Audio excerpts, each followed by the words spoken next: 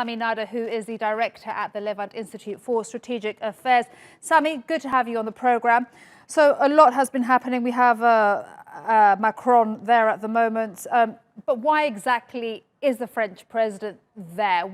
What are the motivations, the real motivations behind this visit?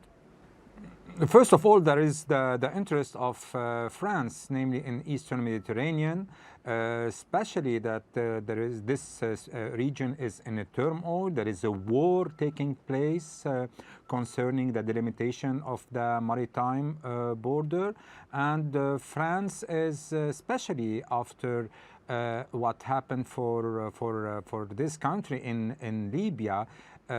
She's very concerned to go through the same decline in Lebanon. So this is, and Lebanon, it is well known that it has been a territory aware of French influence in the Levant.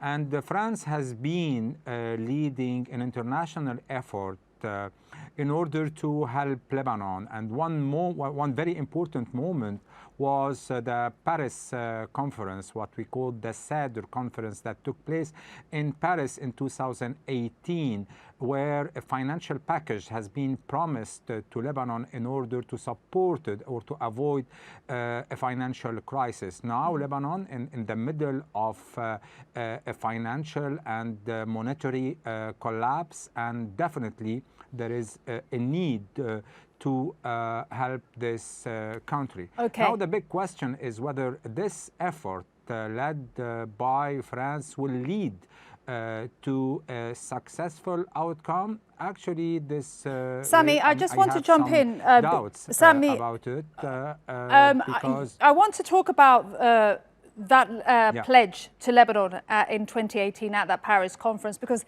that you just mentioned, because Emmanuel Macron has just said that he will not release the funds pledged to Lebanon in 2018 unless reforms are implemented in Lebanon. Do you see those reforms being implemented, and do you think the new Prime Minister designate is the one to actually help push them through?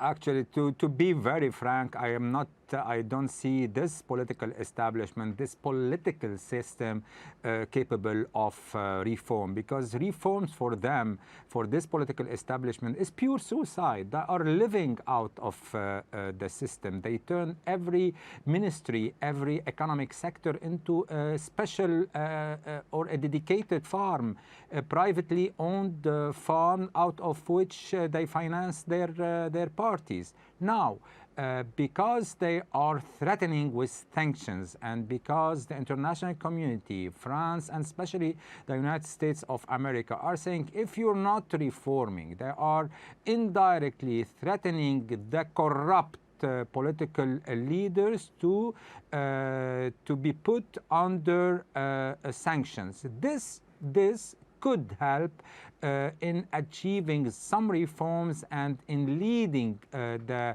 next government to organize election in order to renew the political establishment. However, there is a big elephant in the room today, which is Iran.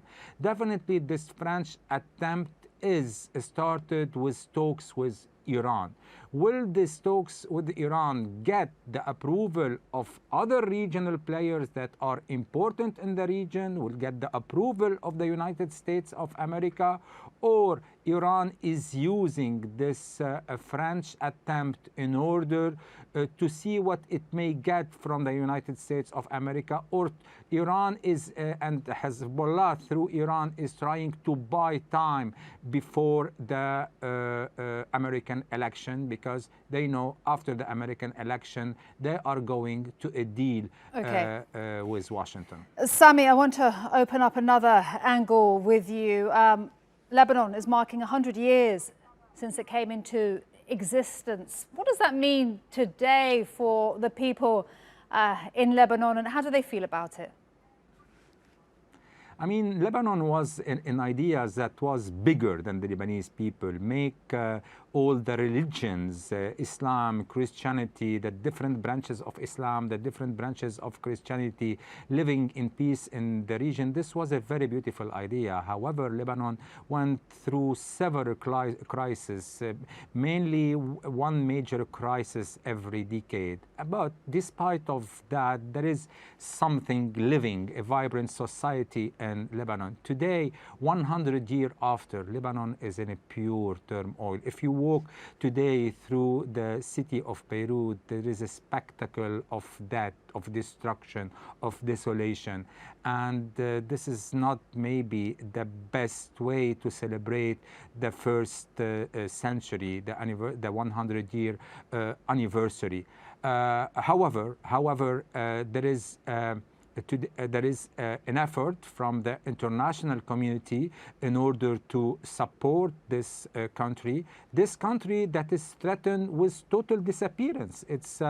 Today it's a failed state.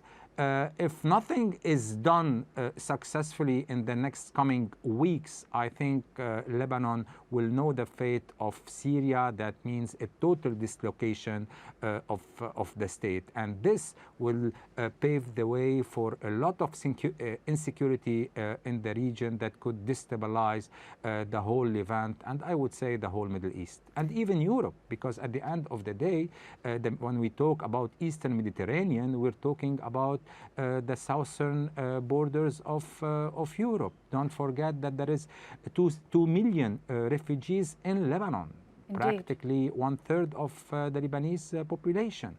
And if this flood of refugees go to Europe, as we've seen in the beginning of the Syrian war, this would be a major disruption of Europe as well.